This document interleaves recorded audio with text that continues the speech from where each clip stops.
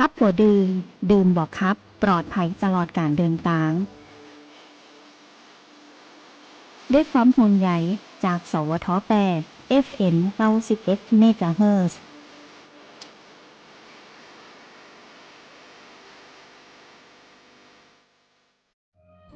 ข้าพเจ้าพันตรีโอภาสปานอินหัวหน้าฝ่ายบริหารงานบุคคลกอกมน.จังหวัดแพร่ในนามประสบนิกรของจังหวัดแพร่ขอแสดงความอาลัยแด่สมเด็จพระนางแก้วสิริกิติ์พระบรมราชินีนาถพระบรมราชชนนีพันปีหลวงพระองค์ทรงเป็นแม่ของแผ่นดิน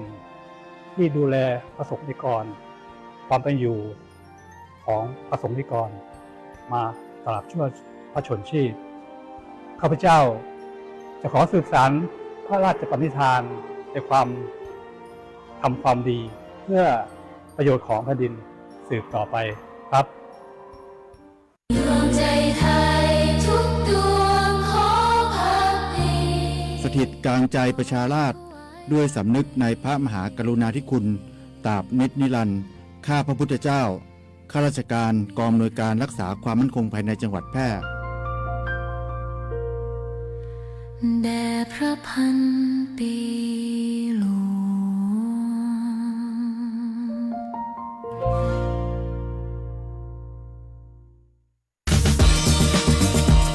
คุณกำลังฟังสวทแพร่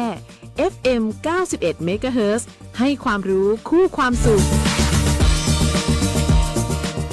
ที่นี่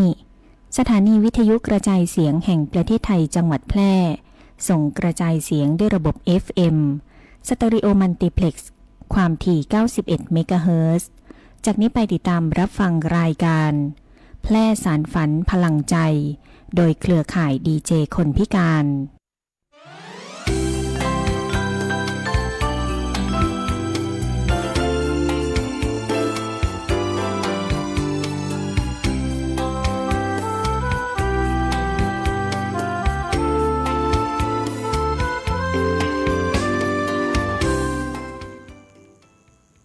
สวัสดีครับสวัสดีครับพบปะกันเหมือนเดิมเนาะในรายการแพร่สารฝันพลังใจครับก็โดยเครือข่ายดีเจคนพิการเนาะให้ความรู้คู่ความสุขนะรายการแพร่สารฝันพลังใจครับวันนี้ก็พบกันตรงกับวันอาทิตย์ที่30พฤศจิกายน2568ขึ้น10 ค่ำเดือนอายไตเดือน3เหนือก็เหมือนเดิมเนาะผมกับท่านประธานก็มาปะกับท่านผู้ฟังที่ได้รับฟังรายการของแพร่สารฝันพลังใจที่สวท8ครับแต่ว่ากับพบกับ2สาวแล้วเนาะครับตอนนี้เป็น2หนุ่มเนาะครับต้อนรับท่านผู้ฟังก็เข้ารายการแพร่สารฝันพลังใจทั้งคืน91เมกะเฮิรตซ์ครับสถานีวิทยุกระจายเสียงแห่งประเทศไทยจังหวัดแพร่ทุกวันเสาร์และวันอาทิตย์ครับเนาะสำหรับเสาร์นี่ก็เป็นวันนี้อาทิตย์นะอันนี้ก็เป็น2หนุ่มเนาะจากหนองไข่เนาะเวลาดีๆแบบนี้ครับ 15:10 นาทีจนถึง 16 นาฬิกา1 ชั่วโมงโดยประมาณเนาะครับเช่นเคยครับวันนี้กับผมอดุลธนันท์ชัยครับประธานชมรมคนพิการอำเภอหนองมงไข่ครับครับกับผมชาลิรัตน์แนวนั้นรองประธานชมรมคนพิการของอำเภอหนองมงไข่ก็มาพร้อมกับท่านประธานอดุลที่มาจัดรายการให้ท่านผู้ฟังได้รับฟังกันโดยท่านประธานอดุลเพิ่นก็เตรียมข้อมูลสาระต่างๆนานาที่จะนำความรู้มามอบให้ท่านผู้ฟังติดตามรับฟังรายการของเราได้รับฟังกันครับท่านผู้ฟังสามารถติดตามรับฟังรายการแพร่สารฝันพลังใจของเราได้อีก2ช่องทางครับเนาะทาง Facebook แฟนเพจสวท8แล้วก็วิทยุออนไลน์สวท8ท่านผู้ฟังอยากจะฟังเพลงอย่างไรอยากให้ประชาสัมพันธ์เกี่ยวกับเรื่องราวอย่างโทรมาที่เบอร์โทรศัพท์ครับทางสถานีเนาะ0545235516ครับท่านผู้ฟังจะประชาสัมพันธ์เกี่ยวกับทางเทศบาลในทางตำบลหรือทางหมู่บ้านของท่านโดยเฉพาะเรื่องส่วนตัวหรือเรื่องการประชาสัมพันธ์ต่างๆก็โทรมาเนาะแล้วทางเจ้าหน้าที่ของสถานีวิทยุ เปิ้นก็จะได้พิจารณาว่าไอ้กรรมที่ท่านจะให้ประชาสัมพันธ์นั้นสามารถออกอากาศได้ก่อน วันนี้ครับหนาวเนาะลูกมาเจ้าเนาะ ช่วงนี้2 วันวันนี้รู้สึกว่าบรรยากาศทางบ้านเฮานี่หนาวเย็นนะครับก็ฝากกันไปด้วยนะทำงานเนาะก็รักษาสุขภาพกันเนาะคนเฒ่าคนแก่ลูกหลานก็ดูคนเฒ่าคนแก่เนาะคนเฒ่าคนแก่ก็ดูเด็กละอ่อนลูกหลานด้วยเนาะครับโดยทางรายการแพร่สารฝันพลังใจนี่ก็เป็นห่วงกันเนาะคือบางครั้งก็อาการมันออกจากเกิดขึ้นโดยในบุคคลตัวเนาะบางทีหนาวสะต้านก็ยังก้าเนี่ยอย่างท่านประธานรุ่นก็ผมนี่คงปอดเงือหรอก ว่าอาบน้ำนับ1 2 3กันยอกเลยเจ้าลุกขึ้นมาเนี่ยมันหนาวเย็นสั่นแดดกันนั้นออกเสียเนาะ โดยเฉพาะ พออุณหภูมิเหมือนเป็น14 องศาได้ประตูเหลือเนี่ย สภาพภาวะอากาศ เหลือห้องแอร์เนาะ14 องศา มันก็เปลี่ยนแปลงกันไปเรื่อยๆเนาะก็โดยเฉพาะสภาพดินฟ้าอากาศของทางภาคเหนือเนาะมันก็คงจะเป็นปกติแล้วแต่ว่าทุกปีก็มีหนาว ปีนี้หนาวน้อยหนาวหนักหนาว ปี หนัก นี้หนาวหนักนะครับโดย เดี๋ยวผมในช่วงสุดท้ายเนาะช่วงนั้นนะสาระผมจะไฟที่อาบน้ำยากแล้วผมจะบอกว่าเทคนิคการอาบน้ำเย็นหน้าหนาวมันจะเป็นจะได้เนาะวิธีจะได้เนาะ ช่วงท้ายๆเนาะประธานรุ่นเพิ่นมีเคล็ดลับตีเด็ดๆที่สามารถอาบน้ำด้วยมือหนาว แต่ที่ผมเนี่ยมีกะต้มน้ำร้อนก็เนาะประธานเพิ่นอาจจะมีเคล็ดลับดีๆที่การเฮาอาบน้ำบ่ให้หนาวเนาะครับในช่วงนี้ก็คงจะป้ากันใหม่เนาะคงจะให้ท่านผู้ฟังได้รับฟังเพลงกันไปก่อนเนาะเดี๋ยวเฮาก็มาเข้าสู่ในช่วงของปูข่าวเราสู่กันฟังครับเชิญรับฟังครับ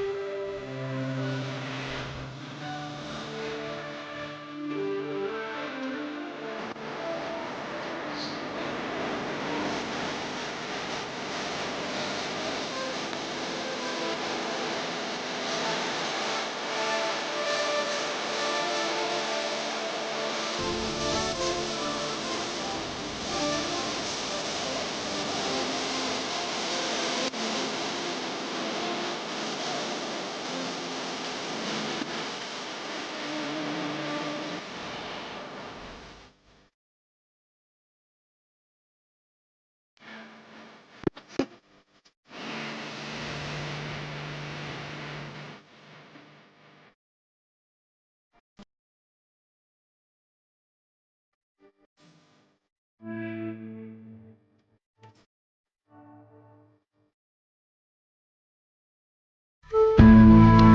วสารหน้าหู้อู้ม่วนจวนฟัง ในช่วง อู้ข่าวเหล่าสู่กันฟัง ครับถ้าท่านผู้ฟังก็ได้รับความสุขจากเสียงเพลงที่ท่านผู้ฟังได้ขอมาเนาะโดยเฉพาะก็แฟนเพลงจากบ้าน มันซบสาย สมสาย สูงเม่น สูง นะ เม่นเนาะปลายฟ้านะครับก็คงจะได้รับความสุขจากเสียงเพลงที่ทาง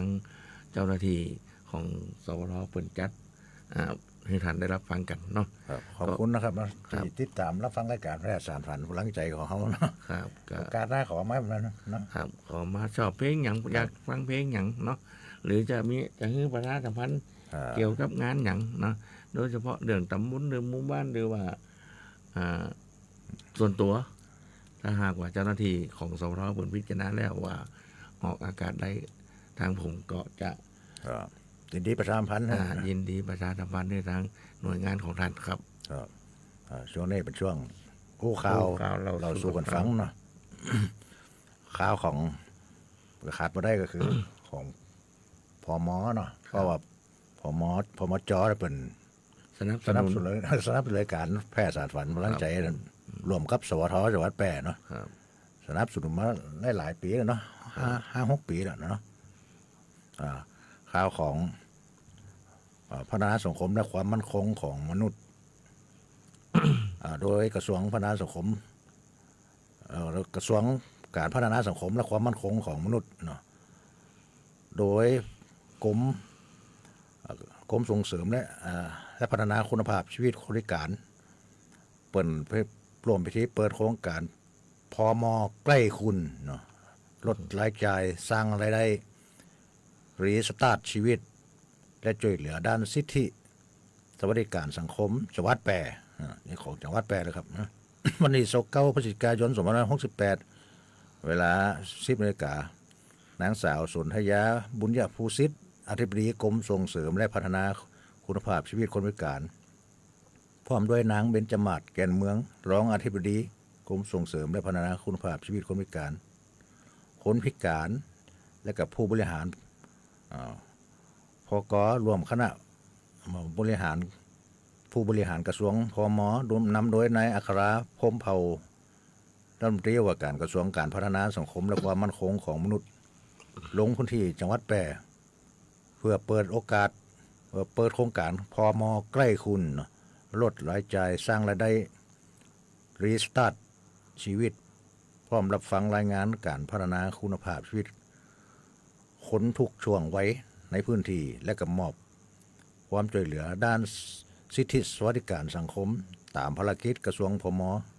ให้กับกลุ่มเปราะบางและกับประชาชนผู้ประสบปัญหาทางสังคม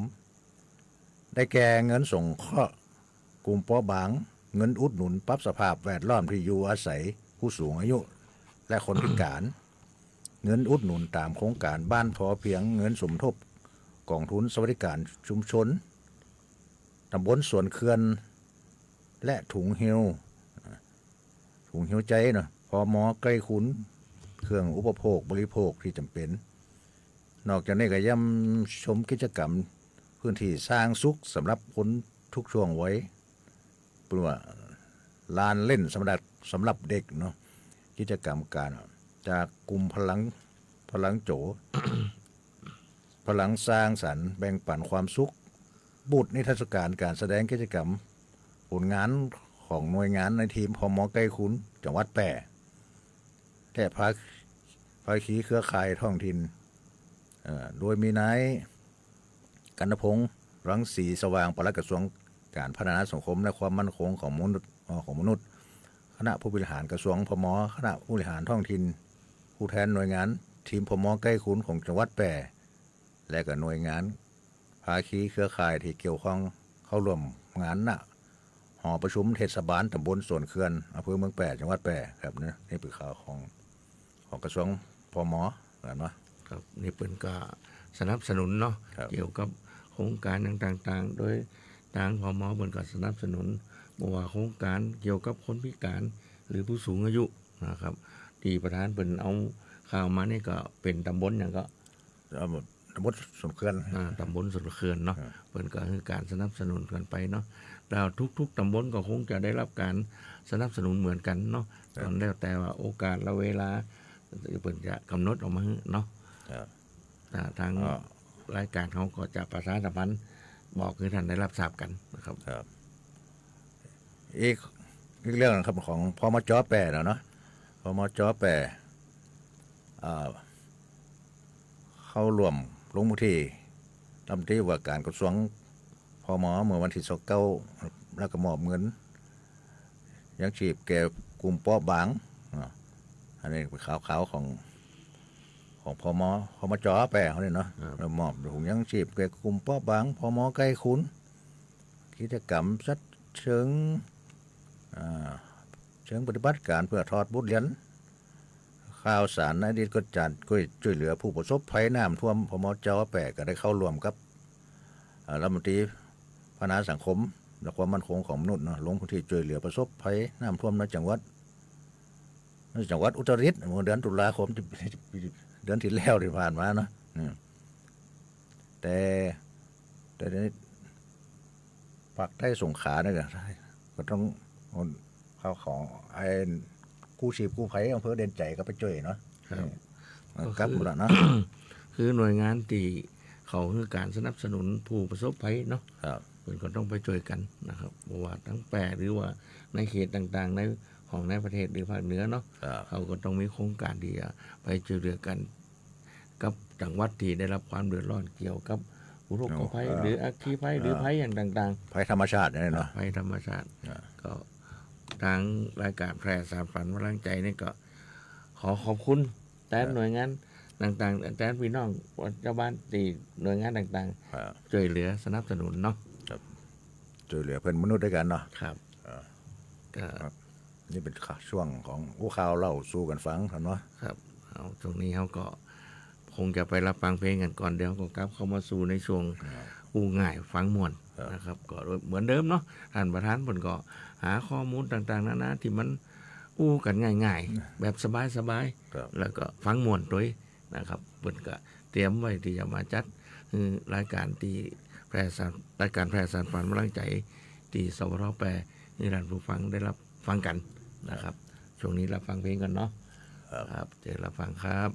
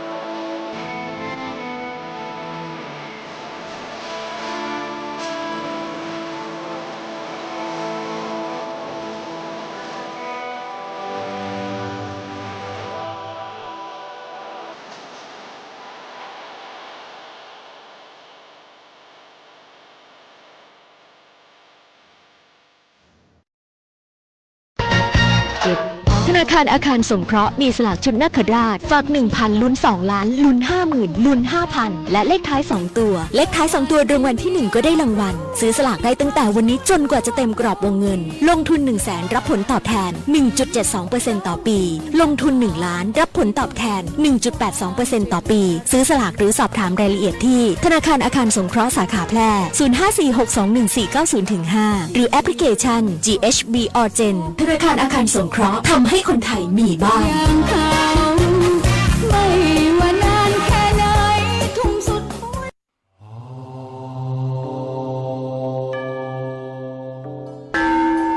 จังหวัดแพร่ขอเชิญสร้างบารมีเสริมมงคลชีวิตตามเส้นทางท่องเที่ยวนมัสการพระธาตุพันปีสักการะพระธาตุช่อแฮ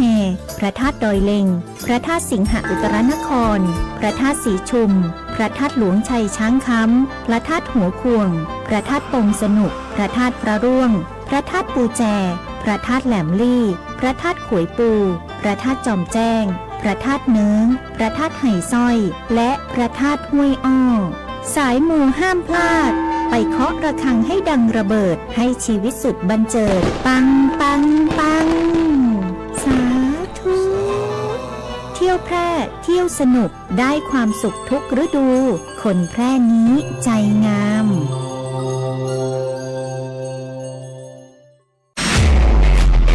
นายกย้ำให้ประชาชนยึดหลักไม่เชื่อไม่รีบไม่โอนป้องกันสแกมเมอร์ ขอให้ความมั่นใจนะครับว่ารัฐบาลจะให้ความคุ้มครองผู้แจ้งเบาะแสอย่างเต็มที่และอยากจะขอย้ำอีกครั้งหนึ่งว่าให้แจ้งในช่องทางที่มีอำนาจหน้าที่โดยไม่รอช้า เพื่อให้เจ้าหน้าที่ได้ดำเนินการได้อย่างทันท่วงทีและถูกต้องตามกฎหมาย ขอให้พี่น้องประชาชนได้ยึดหลักเพียง3ข้อก็คือไม่เชื่อไม่รีบและไม่โอนซึ่งจะช่วยให้เรามีสติพิจารณาอย่างรอบคอบและจะป้องกันการถูกล่อลวงได้รวมพลังคนไทยต้านภัยสแกมเมอร์นายอนุทินชาญวีรกูลนายกรัฐมนตรี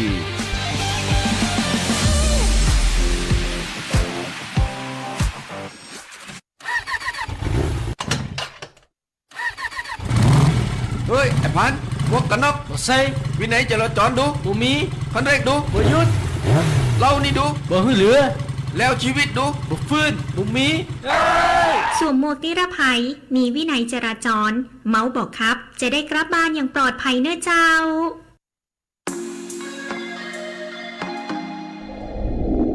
คุณกำลังฟังสวทแพร่ FM 91 MHz ให้ความรู้คู่ความสุข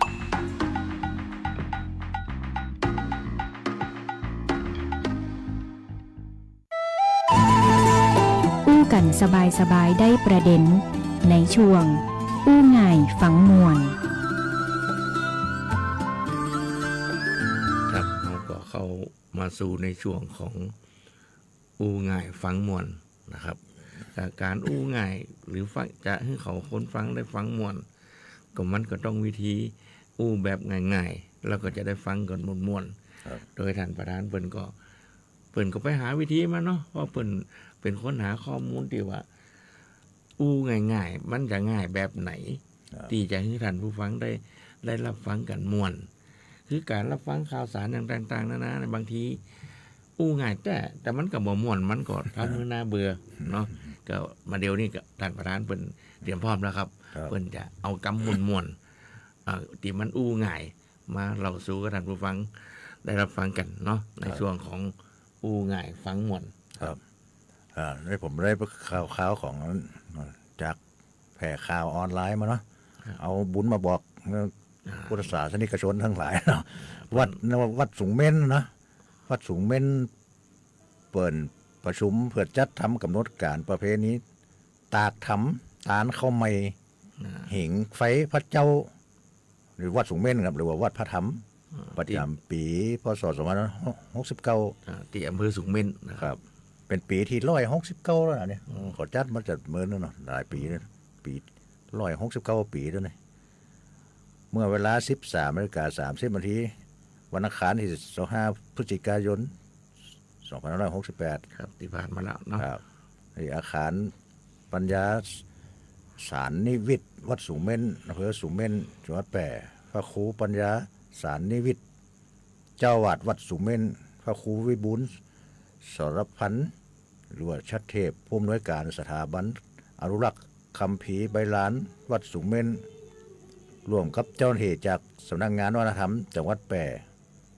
เจ้าหน้าที่ททท.ก็คือการท่องเที่ยวแห่งประเทศไทยเนาะสำนักงานแปรฝ่ายปกครองแล้วก็ฝ่ายปกครองตำบลสูงเม่น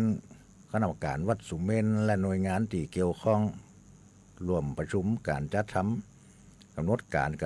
จัดงานประเพณีตากถำตาลเข้าไม่หิ่งไฟพระเจ้าวัดสูงเม่นตากถำมันก็จะได้พวกนี้ครับก็ขนาดฟังดีรับฟังเขาอยู่ก็ตาหู้คำว่าตากทำ ครับแต่ตาลเข้าไม่เราหู้แล้วเนาะ ก็เป็นลักษณะใดก็โทรเข้ามาหาจิมก็จะได้ประชาสัมพันธ์ให้หู้กันเนาะ ครับ ก็คือว่าพระภาษาพื้นบ้านอย่างผมก็ท่านประธานก็คงว่าตากทำก็คงจะคิดว่าเอาทำไปตากแดดเนี่ยมันก็คงความคิดที่บ่ถูกเนาะเดี๋ยวท่านว่าตากถำเลย คำมันบอกมันทับซับไปน่ะตากทำอย่างนี้เนาะเขาก็คงจะขอความหู้จากท่านผู้ฟังด้วยเพื่อจะได้มาประชาสัมพันธ์ให้กับท่านผู้ฟังที่ติดตามรายการของเขาได้รับทราบกันกับคำที่ว่าตากทำตากทำมันตากจะได้ตากเนาะเจอเอิญมันอยู่มันตากเสื้อตากผ้ากับไปแอมแบมตากแดดตากหยังกับไปแบบคำว่าตากทำนี่ก็ขอความกรุณาจากผู้หู้เนาะช่วยแนะนำมาทางรายการเราด้วยขอบคุณครับอะไรเปิดจัดเป็นปีที่169แล้วแต่ปีนี้จะตรงกับวันที่1ถึงวันที่3 มกราคม2569คือปีหน้าเนาะครับเพื่อสืบสานประเพณีการอนุรักษ์คัมภีร์ใบลานตามแบบฉบับของหลวงปู่ครูบามหาเถรที่ได้สั่งศิษยานุศิษย์ไว้ให้ทำทุกปีซึ่งการจัดงานประเพณีตากถำตาลเข้าไม่หิ่งไฟพระเจ้าก็ได้ฟื้นฟูอีกครั้งมาตั้งแต่ปีพศ2550จนมาถึงปัจจุบันเป็นปีที่169ทั้งในการประชุมเพื่อจะได้จัดทำกำหนดการจัดงานให้เป็นที่เรียบร้อยเพื่อเผยแพร่ให้กับผู้สนใจได้ร่วมงานสื่อไปเนาะนี่กับพุทธศาสนิกประชาชนท่านใดก็แสวงบุญก็ไปร่วมได้เนาะครับก็มันมีทุกตำบลเนาะ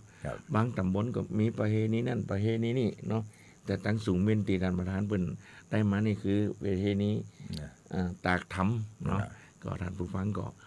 คงจะบางคนอาจจะหู้เนาะว่าอาจจะเคยประสบมาแล้วว่ามันเป็นแบบใดนะครับอย่างผมนี่ยังหู้เลยเนี่ยแต่บ้านผมวัดบ้านผมก็ตานเข้าไม้กุปีนะอันนี้มันก็มีตานเข้าไม้แต่คำว่าตากทำนี่ก็จะได้ก็ฝากไปทั้งพี่น้องสูงเม่นด้วย เสานี่หมดตานติดนี่ก็ช่วยประชาสัมพันธ์มาครับติดเสาหน้าก็ได้เนาะที่ท่านฟังที่ฟังทาง Facebook เนาะทาง Facebook สทแปดนะก็คอมเมนต์มาได้เนาะคอมเมนต์มาช่วยกดไลค์กดแชร์มันเนาะมีคือบางประเพณีต่างๆเนี่ยมันอาจจะบ่เหมือนกันเนาะตำบลนั่นมีประเพณีนั่นตำบลนี่มีประเพณีนั่นอย่างสูงเม่นอย่างที่ท่านประธานปัญหามานี่ก็คือประเพณีการตากทำนะครับก็ท่านผู้ฟังคนใดที่หู้ว่ามันเป็นจะได้ก็จะเฮาอู้กันเนาะก็ช่วยประชาสัมพันธ์กันจิมเนาะครับเนี่ยผมก็เอาเคล็ดความรู้เล็กๆน้อยๆมาบางทีบางคนก็ติดตามรับฟังรายการของเขานี่ก็บ่ฮู้เหมือนกันว่าตากทำเขาตากจะได้มันจะตากเหมือนนั่นเปิ่นนี่ก็คำศัพท์ของคำว่าตากทำเนาะตรงนี้ครับ ไปหาฟังเพลงกันเนาะ ครับช่วงนี้ก็คงจะไปฟังเพลงกันก่อนแล้วก็เดี๋ยวก็ครับเข้ามาสู่ในช่วงของนานาสาระเนาะก็มันก็เวลาก็ใกล้เข้ามาเนาะก็ตอนเราก็จะให้ท่านผู้ฟังได้รับความสุขจากเสียงเพลงทั้งสถานีกันก่อนเนาะครับเดี๋ยวเราฟังครับ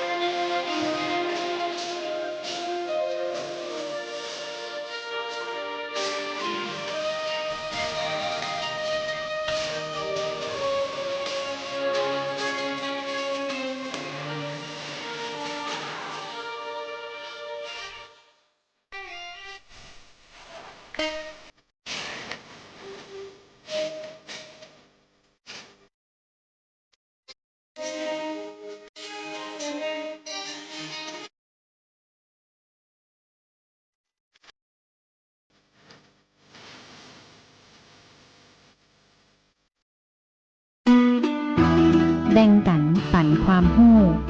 ในช่วงนานาสาระ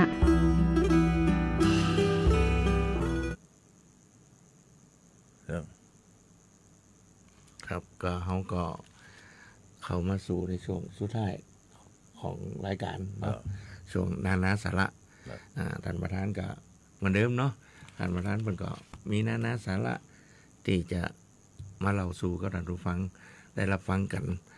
ในรายการของแพร่สารฝันพลังใจครับครับนี่หน้าหนาวเนาะโอ้มันหนาวมาหลายวันแล้วเนาะ2-3 วันมาแล้วไผ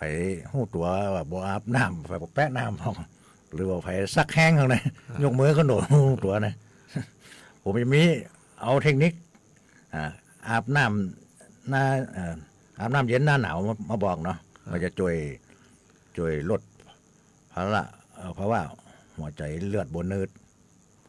ก็คือง่ายครับนั่นนึงก็อุ่นร่างกายก่อนประมาณ 3-5 นาทีแล้วก็2ก็ใจวิธีลูบปะแป้งน้ำแทนการลาดรวดเดียวแล้วก็เริ่มจากส่วนปลายก่อนเนาะบลาดที่อกทันทีอันนี้ผมจะลาดขี้ปุ่มลงไปก่อนลาดต้องลงไปหาขาบางคนการอาบน้ำก็บางคนก็ใจห้อนเนาะบางคนก็ตั้งใจจะอาบจริงนี่ท่านประธานเพิ่นก็มีวิธีดีว่าเนี่ยจะได้อาบน้ำโดยที่บ่ฮื้อหมดซันสตาร์ทเนี่ยนะหมดซันหนาวสตาร์ทครับอันนี้ผมปนว่าอย่าอาบน้ำนานเกิน 5-7 นาทีโอ้2 นาทีก็เสร็จแล้วเนาะคือ7 ตัวแล้วก็ใส่เสื้อผ้าอุ่นทันทีเนาะเทคนิคการอาบน้ำหน้าหนาวเนาะเราจะมาบอกว่าวิธีการอาบน้ำหน้าหนาวนี่มาฝากนำเนาะอันหนึ่งเป็นว่าอย่าเพิ่งถอดเสื้อผ้าให้ทำการแปรงฟันก่อน2ถอดเสื้อผ้าออกถ้าบกกวดเสื้อผ้าเปียกก็ใส่ไว้ก่อนได้นะเมื่อแปรงฟันเสร็จให้ทำการล้างหน้าฟอกผมแล้วก็ล้างออกให้เรียบร้อยโดยอย่าเพิ่งให้ร่างกายส่วนอื่นเปียกเนาะเปียกนะ3ก็ให้ถอดเสื้อผ้าออกถ้าบอกกล้าถ้าบอกกวดเสื้อผ้าเปียกก็ใส่ไว้ก่อนได้หลังจากล้างหน้าเสร็จมาถึงขั้นตอนการสระผม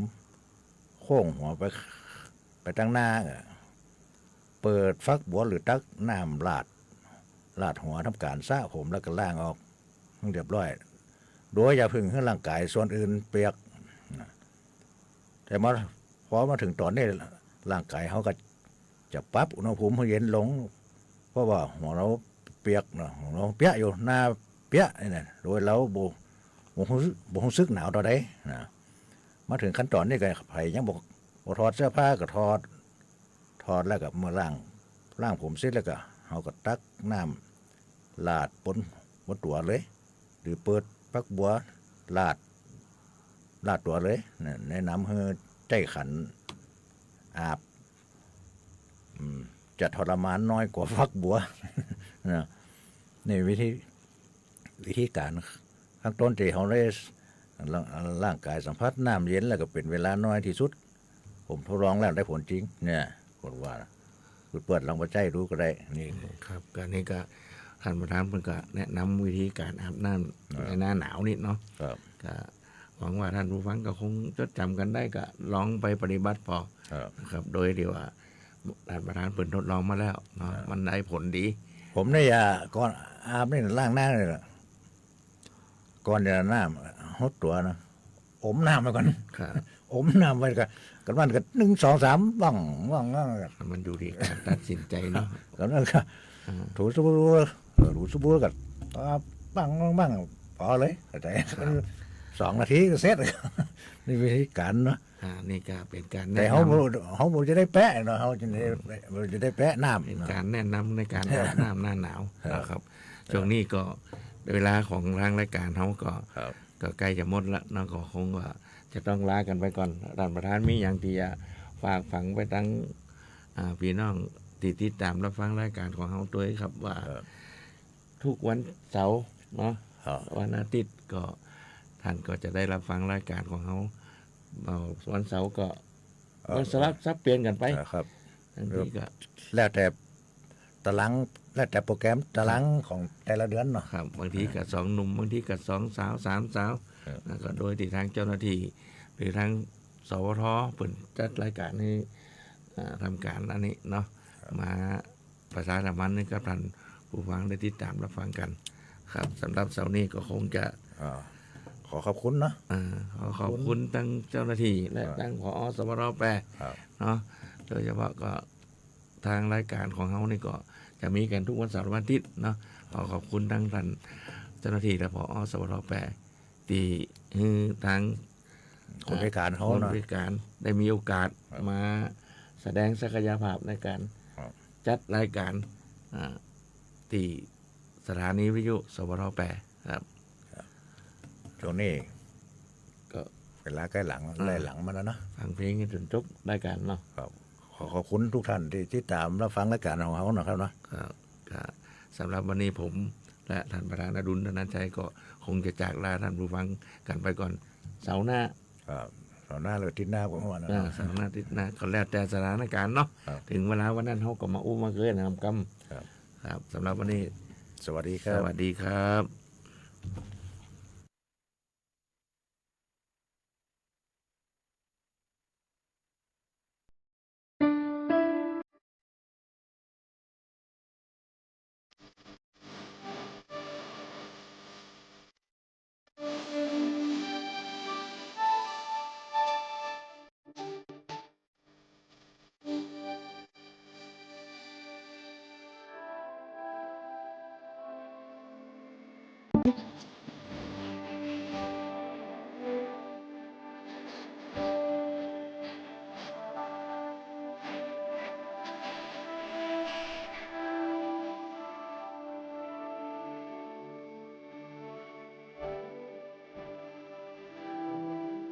หัวใจ